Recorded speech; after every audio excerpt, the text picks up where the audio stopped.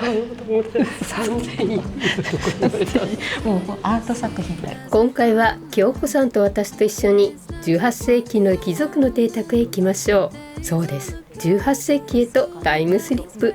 現代私たちが飲みの市で目にするアンティークたちがその当時にはどう使われていたのか、実際に目にすることができるチャンスです。京子さんの解説とともに一緒に時代を遡りましょう。そして最後はブティックでお買い物。そこではあるアーティストさんによるとってもユニークな作品も買えるんですよ。最後までゆっくり楽しんでくださいね。ボネケ本舗で7日で終了。あ、3日かな、7日3日。私が京子さんとやってきたのは18世紀のある一日、ある指定の記録展でもギリギリ駆け込みで、駆け込みでも絶対に見に行った方がいい。あ、そう。この日は展示終了予定の数日前でも後日好評のため10月4日までの延長決定。その期間中にパリにいらっしゃる予定のある方はぜひご覧になることをお勧めします。私たちが現在パリの飲みの市で見かけるものたちがどういうふうに実際に使われていたのかを見ることができる貴重な展覧会。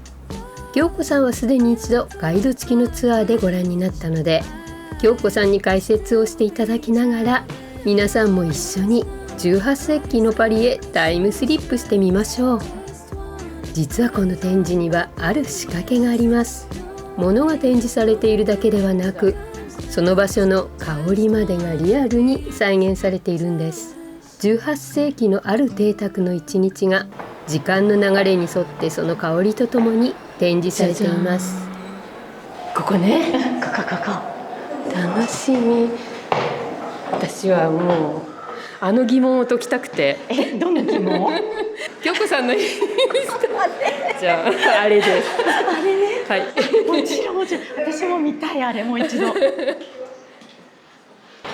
あ、嬉しい。またこれって入ってすぐに私は少し不快な匂いが漂うことに気がついていたのですが、ボネケ本舗。あ、これ朝。そう一日と一日。そうここが5時半。でちょっとここ、ちょっと臭いと思わない？臭い。これはわざとで貴族の一日っていうので、お家の中に招待されたような感じで入っていくんだけど、その前にそのお家に入る前に普通の道を通るわけじゃないですか。でその道から演出してるんですよ。で匂いも、その喧騒とかも、全部なんかこう雰囲気を作って、これもだからなんか展覧会の一部の、これもすでに始まってる。すでに始まってる。この匂いから。すごい。必ずしもいい匂いじゃないのよ。席ってこういう匂いだったってこと？馬の糞。あ、そっか。その馬車だからパリのお金持ちのお家の前だから、道路とか舗装されてないから、道路と馬の糞と、あとトイレ捨ててたし。そう臭い。あれこんな思い切った演出すごいね。入っていきなりこの匂いってね。人が担ぐっていうかね、人力車みたいな感じで、その家からなんか行きたい場所に行くまで、その靴汚したくないじゃないですか、ちょっと汚いし、っていうのでこういうのが昔あったんですって。靴の上からあれを履いてたんですよ。上から履いてたんだ。真ん中にあるのが本当の靴だと思う。でその靴を履いたまま、あれを履いて、つけてたってこと？そうこんな感じであれじゃない？一人用のね。多分ね、そう乗ってたのね。でこれはなんか庭用っぽいですよ。お庭用？本当だ、シーザーポクタージュザフタン。すごい。歩かなかったわね、昔の人。本当にお庭ですら。この音今聞こえてるけど、馬車が走ってる音。そうまるで私たちはそのね、お家の前の道にいるみたいな感じで、なるほどね。こう嗅覚も聴覚も刺激してっていう。これは何可愛いんだけど。ここから家に入っていくんですけど、あら一番最初の1階部分はうん普通にこうお客様を、うんね、迎える部屋で、上が両親の部屋で、その上が子供たちで、子供はねなんか2歳まで、うん食事と朝起きた時間以外は親と話されていて、全部お手伝いさんが面倒を見ていたんですって。この洋服も糊が効いてるでしょ、硬そうでしょ、うんこれはねなんか小さい頃の体はすごいふにゃふにゃで、うんすごい不安定だと思われていたから、こう硬くわざとわざと、んその固定するためみたいな、ギブスのやちょっとギブスのようにそう当時はそう、ほら絵にね出てるでしょ、洋服がほらふにゃってなってならるっていうか、ない、もう固まってる。固まっちゃってる。いや着心地悪かったいやだろうな。ほんとそう痛そう。これもおもちゃでね、子供のなんか多分かわいい。かわいい。ね、これ全部手書きのお花が。もしかして椅子も子供用の椅子？あれはなんだろうね。でもお人形みたい。お人形の椅子って書いてる。なるほど。あ、本当だ。ムーブルドプペって書いてある。リネットでも攻撃してたけど、本当そう。ここは本物の家具だし、おもちゃが。やっぱり鳥を飼うこともすごいやっぱり。なんていうの？鳥ってこう南の国のものだね。それを飼うことがすごいお金持ちの証。そう、富の象徴みたいな。それ昔オレンジの木。それ庭にあるとお金持ちの象徴っていうのと同じことね。同じだと思う。だから買えない人はこうやって陶器のあれでちょっとこう遊んでたり飾ったり、南国の雰囲気を作るみたいな。なるほどね。時計があったり、そう髪飾りとか指輪とかイヤリング。そう。と思うとアクセサリーって昔とあんまり変わってないのね、今もね。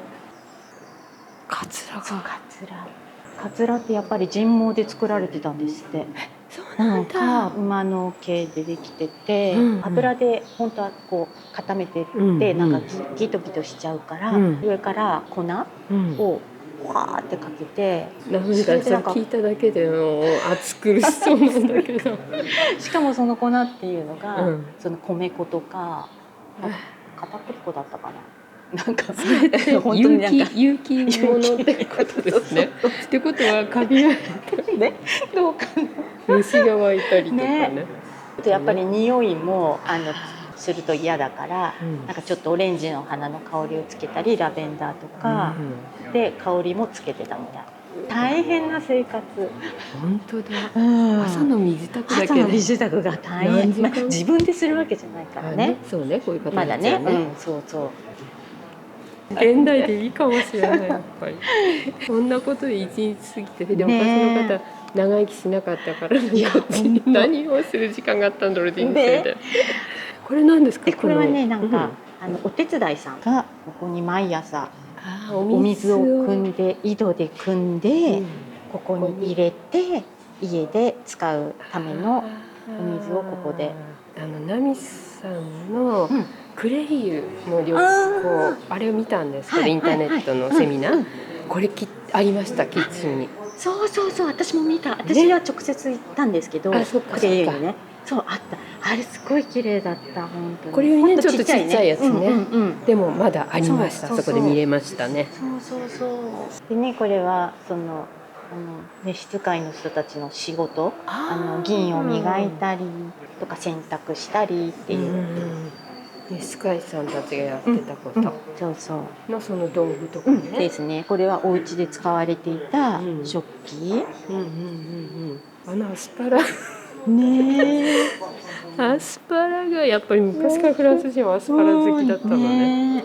やっぱ高級品ですもんね。昔もね、やっぱり。今もね、うちはめったに買えません。うちも本当に。お洋服は召使いさん？これはね、多分ご主人の近くで仕事する人いるじゃないですか。執事みたいなからくり時計。本当だ。牛も動いて、シーソー。なんか動いたね今ね。やってる。お魚釣いやもうってたり、動きが細かい。うん、いや素敵。なるほどね。あ、風車のままこうやって動くのか。ね、素敵です。こ本当れにはどんな邸宅にあったのこれ。ね、うん。このメカニックね。タブロメカニック。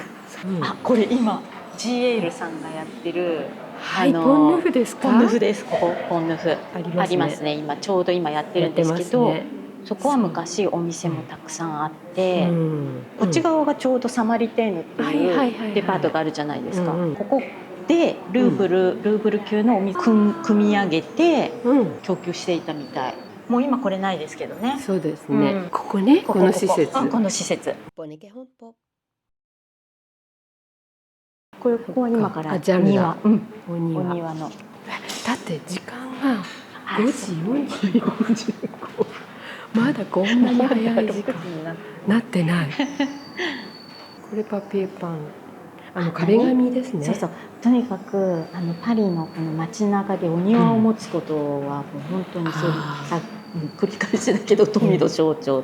なるほど。だからそのいかにお庭っぽく見せるかとか、お庭をいかに広く見せるか。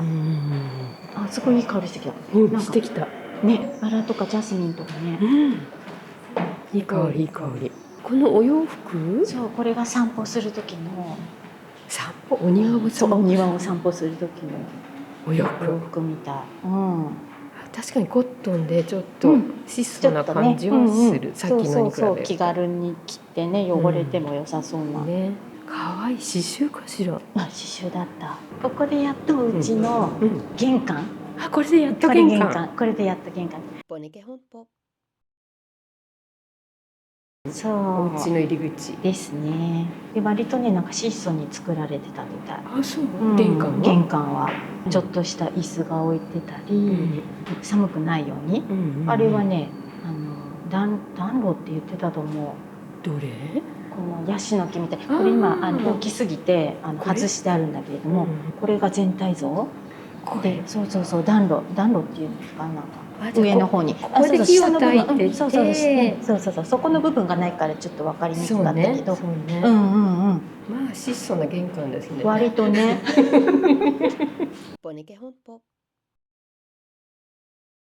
7時に15分皆さん起きるみたいだけど、4時、お手伝いさんたちは4時から起きて準備してるそうです。そうメディコ。でもここが奥様のお部屋なんですよね。なるほど。なんかね、お花みたいないい香りしてますよね。してきた。あ、こっちがそう寝室で、ベッドの上に置いてあるのあれって暖を取るものですよね。なんて呼ぶんだっけ、日本語で。中に今でも売ってますよね、あれの大きくてまん丸でまん丸の棒がすごい長いのがよく売ってますのに。起きたらお祈りして、そしたらお手伝いさんが朝ごはんを持ってくるんだけど、朝ごはんはお野菜とお肉のスープ、取っ手付きのスーピエール、ちっちゃいスーピエールとかなんて書いて、浅めの一人用スープボウル。かわいい形。これ何かというと、女性のおしっこをするためのもの。かわいい。で召使いさんがもちろんあれを捨てに行ってくださるんですよね。日本のトイレの和風の便器、あれをちっちゃくしたみたいな感じ。確かに理にかなった形だと思いますね。あれ綺麗に取れそう。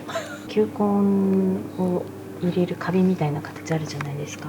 あれはね、あそこの中に水を入れておいて、寝てる時つけてるでしょ。こうだんだんろうそくが短くなったら、そのまま消えるように水を張っておくみたいな。すごく考えられてるじゃないですか。そう、これだけ見たらなんか今の私たちから見るとね、なんか球根の花瓶なのかなって思うけど、ヒヤシンス栽培する時みたいなね。ヒヤシンスとか、ずっと長い間そう思われてたんですって。ここ書いてる。ちょっとこれ探したいの。確かに。で、起きた後身だしなみを整えるための、うんお風呂はあれはもうとんでもないお金持ちじゃないとやっぱりあれ持てなかった。お風呂なんだ、そうそう。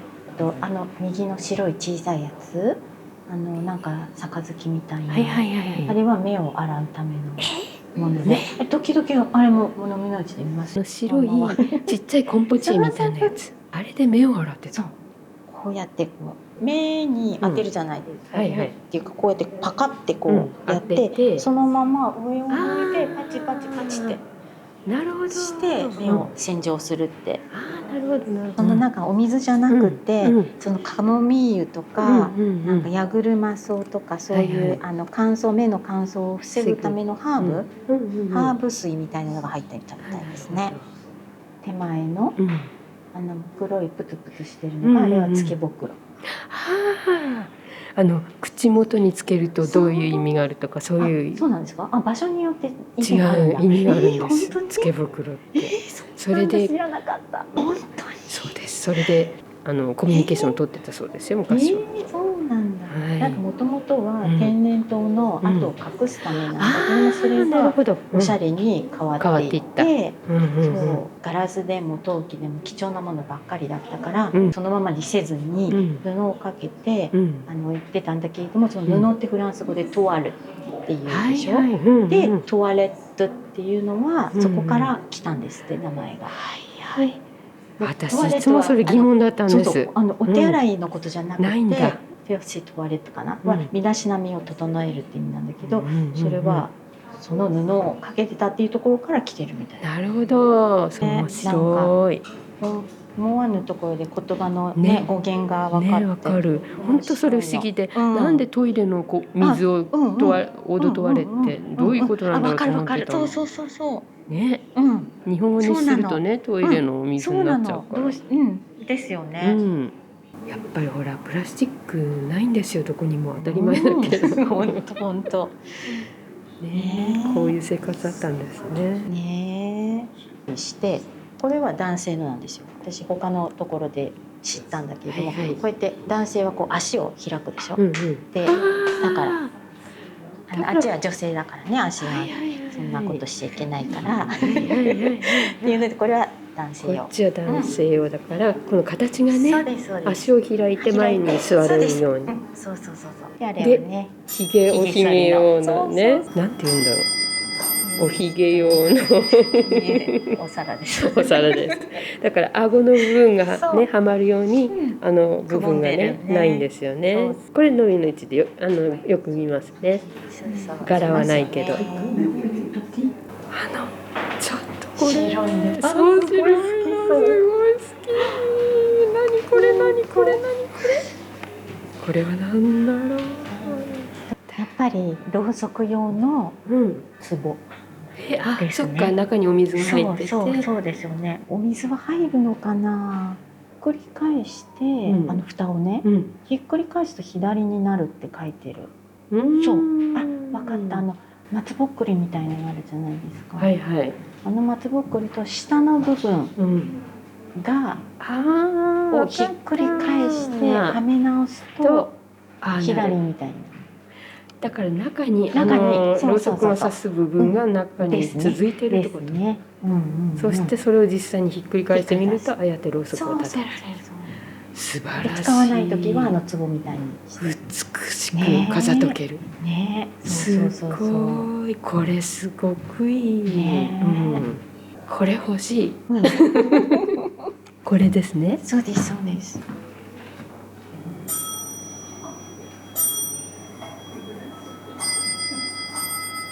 素敵、この音も素敵。ここはリラックスする。これは男性用の部屋だから、あんなガウン着たり、あとほらかつらかぶるために、頭反ってるじゃないですか。で頭寒いから、ああいう帽子かぶってるんですって。わざわざかつらかぶるために反ってたんだ。みたい。こう開いて出すと机になってね。で閉じると家具、見えなくなって家具になるってね。結構これ一時期欲しくて。本当に。いやもう素敵ですよね。素敵、本当に。もっとこじんまりしたのとかありますもんね。粧品とか置いて、あーなんか化粧する時出してとか思ってた。いいかもしれない、ね、いいでしょうんすごくいい。ね、もう置く場所ないけど。そんなことない、まだありそう。ないあれなんですかね。あれはね、なんかね、自分たちの個人のお部屋だから、うんどれだけこう快適に過ごせるかってことうんにこだわり出して、うんでこれは暖かくするやつなんですけど、うんレンガうんを温めてうん赤くして、うんもうそのくらいまで熱くしてて、あの中に入れてたみたい。それ要でするにストーブ。あ、そうストーブ、レンガを使ったストーブ、みたい。でついでにあの上でなんそうかそうそう、温めてるって感じで、あれや紅茶用、ね、コーヒーとかね、コーヒーとか紅茶、お茶とかチョコレートとか。つまり全部お手伝いさんいないとできない生いや活本当そうね。そうなんかやっぱり、死の輪そう中国とか日本のものを持つことがステータスだからね。でそれでここすごく香りがね今、昔のなんだろう、昔の古本屋の匂いかな、わかんない。なんかカビ臭いようなね、少しね。素敵。お手紙書いたりいろいろね、忙しい。パソコンなんてないですからね、手書きですからね本。ちょっと私この机すごく好きなんですけれ当ど、うん、すごい素敵本これですか？セクレ当。それテア、で、あだからシランドル、あ、そっか、円形になる。右2つに取っ手を持ってヒュッて入れたらこう丸くなるじゃないですか。はいはいでも私これがどこに行くのかなと思って。こうかな。あ、でもでもだけどなんかあんまり引っ込まなさそうじゃないです引っ込まないね。どうなってんだろう。そうなんこれ最終そうそれ状態最終。でも引っ込みそうですね。引っ込みそうね、この感じからすると。なんかもう行き止まりみたいな感にじ見えるけど、もしかしたらすごい成功にできてね、ねえシューって入るのかもしれない。ね。この机欲しい。さっきあれって言ったけど、これ絶対にます使います私。って。あるね、あるあるけど値段が値段が確か何千ユーロってあったような気がします。こういうのオークションなんて出てますよきっと。それはあるかも。今まで見た中で1個だけ。私あれかもしれない、まだ見てないけど。これから先にあるのね。これから先なんだろう。じゃあポネさんもね。分かった。1個は辛いな。でもいやそっか、1個は3つぐらいにした。これなんですか？これはトワあ、トワルトジュの図案っぽいですね。これ紙っぽくないですか？これもファンが多いですよこれね。本当。あ、いつの間にか時間が経過してて10あ、本当だ。お昼ご飯終わったんだ。多分ね、食事のところでもまとめちゃうんだと思うけど、時間は2時とかだったみたいです。お昼ご飯の時間は。でも7時にはあんなスープだけでね、耐えられないですよね。ね、コンビニあるわけじゃないし、何にも食べれないよね。ね、自分で台所に行くわけにもでも買わないしね。美しい。本当もう女性のお部屋って感あ、じ。女性のお部屋。マダムのブドワール。あ、ブドワール。なんかブドワールって趣味のお部屋みたいなのがあるんですよね。ね、そうなんでしょうね。サロンとは違う。小さいお部屋みたいな感じじゃないかな。お茶をしたりね。そう。でもここの香りがもう良すぎる。これピットって知ってる？ピット？知らない。固形の海苔で口紅でくる。あの匂い。これピット。いい匂いじゃない。あれこれどっかで嗅いだとくっそ同じ。うちにあるけど嗅いでみる。ピットだ。いい匂いしました。ピット。これって糸を紡いでたってことかな。糸を紡いでた。これ謎が解けました。なんでランチを2時まで我慢できてたか。皆さんおやつ食べてたんじゃないですか。こっそりやっぱり。こっそりそうかもしれない。こういうところでチョコクレート。そりゃそうですよね。そりゃそうです。ねショコラティエですね。はい。美しい。これはそこに小さな瓶があるじゃないですか。小さな瓶どこだ。本の本の上の。あれはなんかこうコルセットでもぎゅうぎゅうに縛られて、それでこう気絶をするときにそこに気付け薬が入ってる。それが塩化アンモニウムなのかなんかわかんない。なんかそういうのが入ってて、それでふってこう正気を戻すためのものっていうのと、あと、なんかそのスポンジの中に、お酢を染み込ませて、それでなんか気持ち悪い嫌な匂いがした時に、それを吸って、ちょっと気分を良くするためにも使われてたみたい。奥にある足が一本のテーブル、可愛いんですけど、本当2段になってて上とね下にね置けてね。かわいい。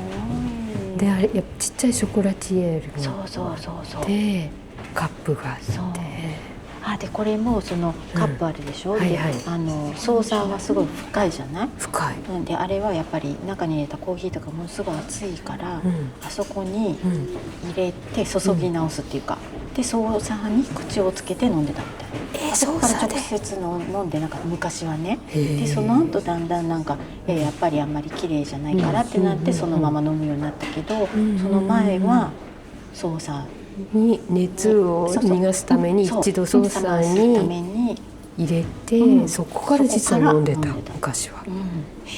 ちょっとエレガントじゃないもんね。じゃないですもんね。なるほどね。私一つもらえるならあのソファーが欲しいな。このソファーちょっとやりすぎかな。これ家ごともらわないと合わなくないですか？これだけだと。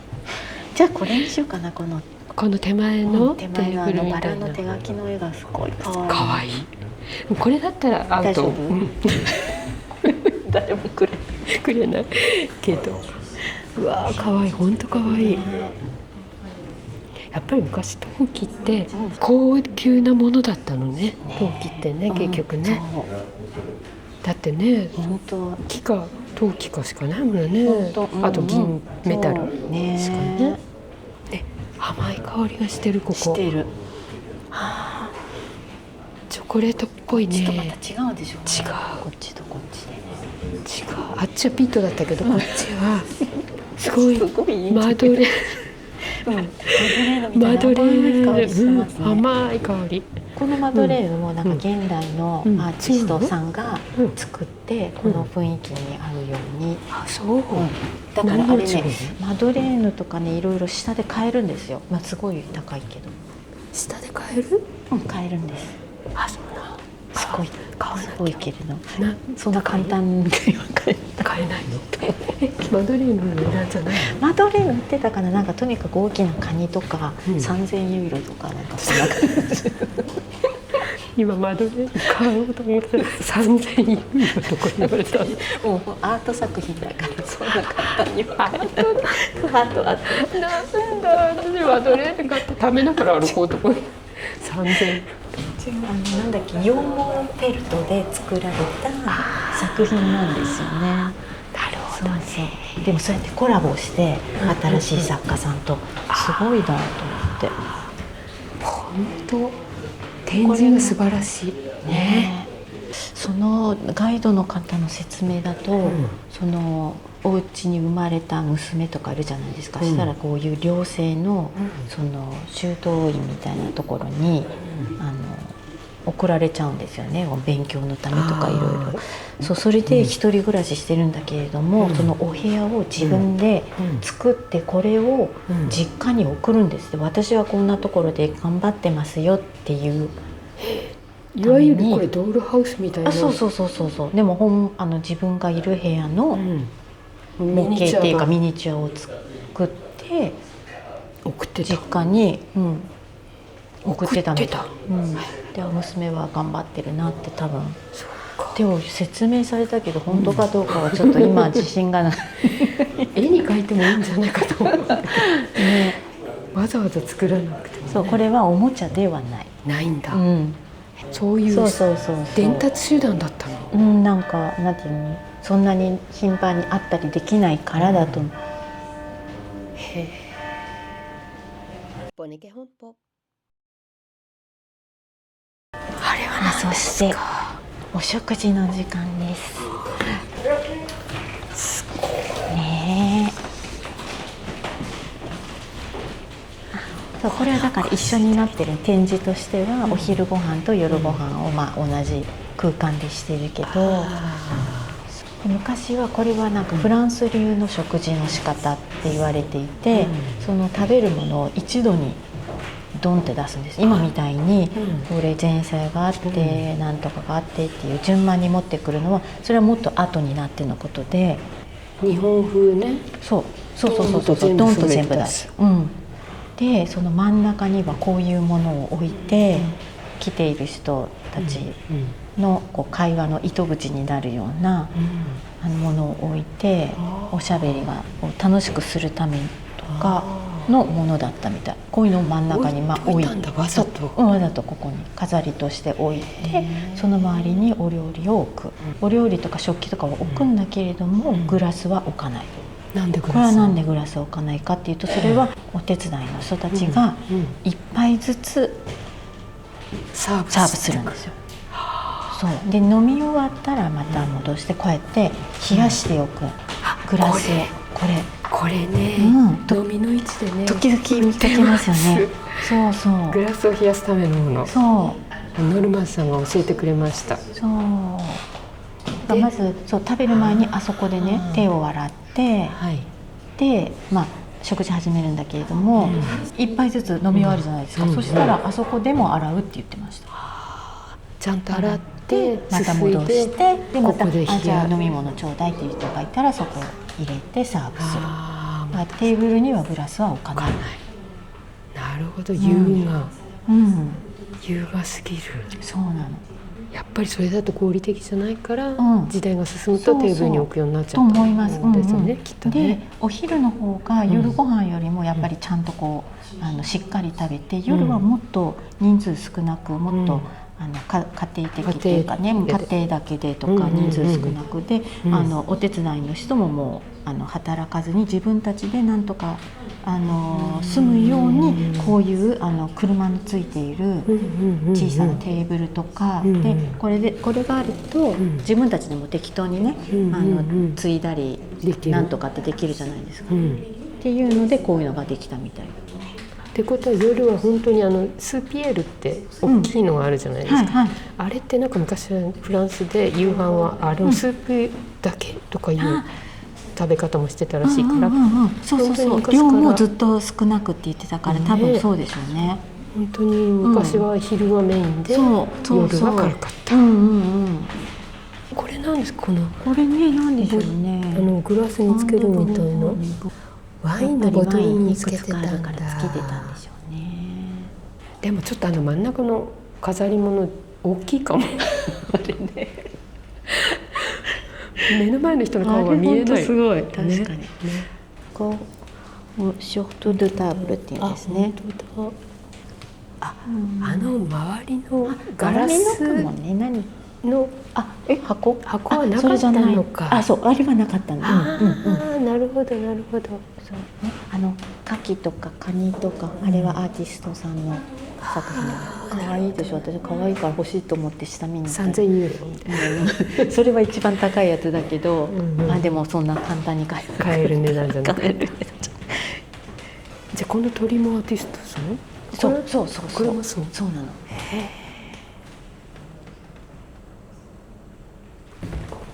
でこれがフォンテーヌ。そう。これは豪華なフォンテーヌね。ここにね水入れなきゃいけないしね、お手伝いの人。そうだよね。で仕事が山ほどあると思う。排水どうなの？これ違う。でここから出そう。そこは捨てるのかな。ここから捨てるんですね。そう、私いつも思ってお風呂、確かにお風呂みんな召使いが運んでいるけど、その最後どうやって捨てるんだろうと思って。ここはさすがにどっか穴あるんじゃないですか。穴あるのかな。わあ、すごい。鐘の音ってあんまり今聞かないからなんか驚いちゃうちょっと。何事ってね、ヨーヨー。ねえ、ここはご飯が終わってみんなでこう遊ぶ時間。なるほど。なんか美しいサンデーや。すごいね。ちょっとすごく綺麗なんですけど。ほら。でルサロン・ド・コンパニー、お友達と一緒のみんなでってことか。そうそう、みんなで。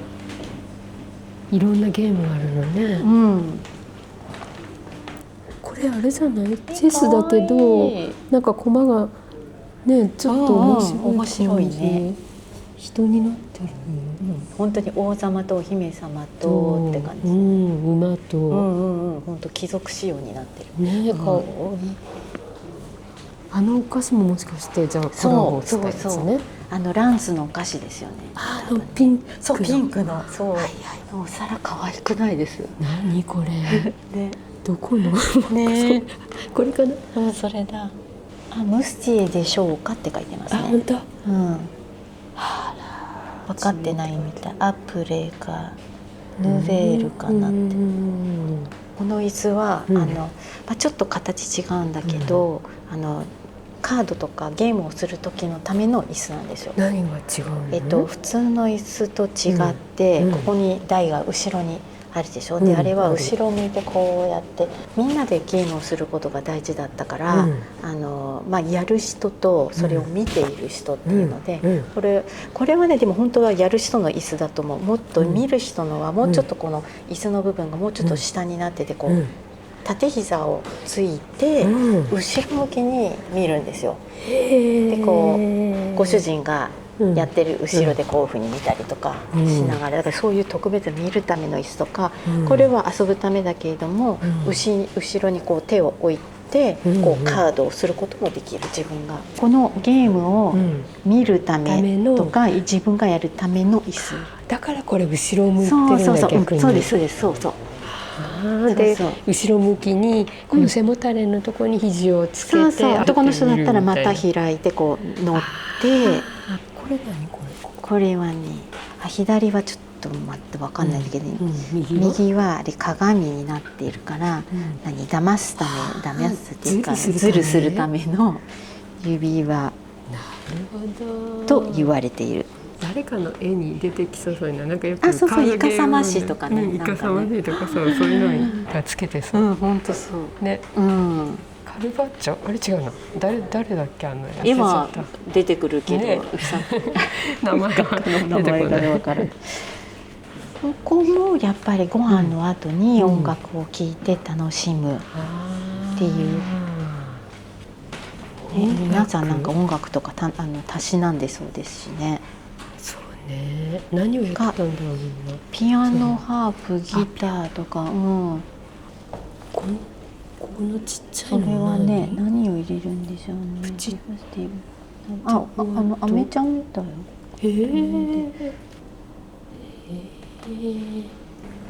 これは笛じゃないですか。ね、フルートって書いてましたね。そしてそんなこんなでもう夜。でもね、なんかやっぱり裸では寝てなかったみたいですよ、昔。顔をちょっと洗って、それでちょっとそう白い薄いっていうシュミーズ・ドゥニュイって書いてるね。薄手のね、コットンのやつ着たの。今でも飲みの市だの売ってますね。あれね。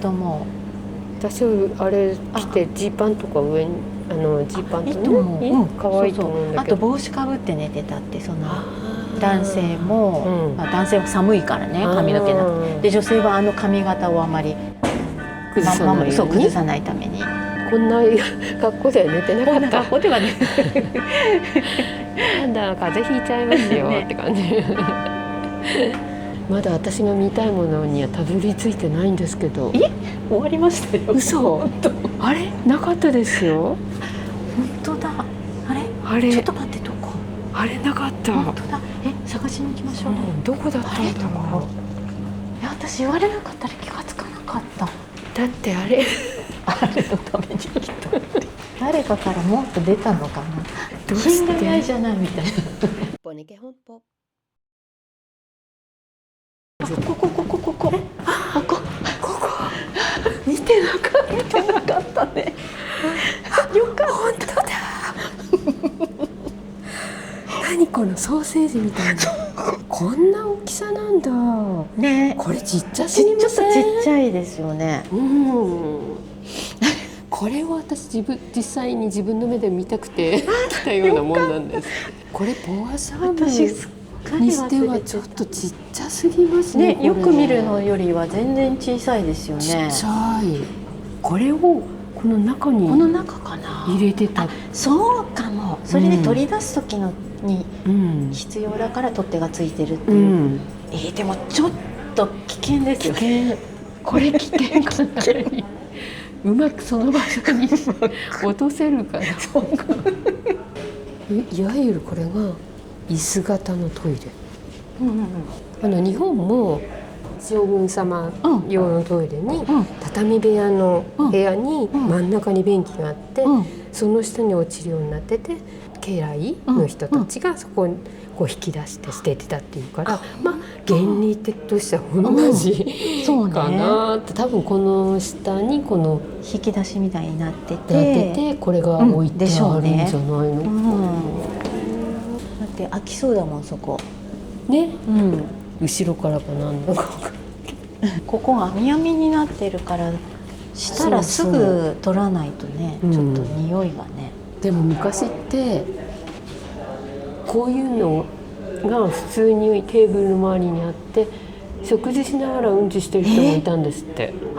そうなの。そう、昔はその恥ずかしいことじゃない。健康だっていう証みたいな感じに考えられてて、そうわざとアピールするようにね、そのみんなの前でね、本当、食事のテーブルの周りやってる人もいたらしいですよ。おおらかだったのね、昔はね、きっとね。自然なことで何が悪いみたいな。そう一時期そういう時期もあったみたい。面白すぎる。面白い。よかった、見れました。よかった、見れた。説明は何もなかった。やっぱりポドゥションボとアシャンブルじゃないよね。ポドゥションボとっていうのはだいたい何々のためっていうことになるから、そう部屋のためとはならないから、ポドゥシャンブル。そう。なるほど。でシェーズ、ダフェールって結構ね、これ笑えます。ことのための椅子ってことですよね。そう、お上品でいいですよね。いいですね。ポネケ本舗。展覧会でコラボしていたアーティストの作品が買えるという美術館の1階にあるブティックへやってきました。マドレーヌはなかったけど、その他のユニークな作品が並んでいましたよ。捨てられます。捨てるぞ。ハエがたかってたぞ。捨てられます。これ多分ね、ご覧の皆さんには大きさわからないと思うんですけど、ちょっと小さく写ってる。50センチぐらいある。30センチぐらい。30センチぐらいかな。で、ハエがいっぱいいて、すごい芸術ね。それ芸術だろうね。ちょっと見て。マリル。なかなかセンスがいいですね。センスです。だから貝の部分は本物使ってるのね。なるほど。本当だ。中は身の部分がフェルトみたいなね。よくハエを作ろうと思ったな。すごい。で、ここになんか潰れて死んでるようなハエを私も思った。います一匹に。リアルだわ。全然関係ないけど、なんか可愛い。これもしかしてアクセサリーケースとかかしら。なんかカトラリー入れそうな感じじゃないですか。やっぱりアクセサリーなんだ。指輪をそこ入れて。かわいい。かわいくない？入れるほどのあれはないけど。すごい面白い。いろんな色ありますね。どれにしよう。ここ美術館のブティックとは思えないような品揃え、おすすめですよ。そして私も欲しいものを見つけました。これ 3.5 ユーロ。ティッシュとか、キャンディー、アメちゃんとか、こまごましたのをね、入れるのがなくて、それかわいいね。ね、いいでしょ。これからもポネ家のアンティークパリライフをお届けしていきます。チャンネル登録をどうぞよろしくお願いいたします。登録後、ベルマークを押してくださいね。私の新着動画のお知らせが届きます。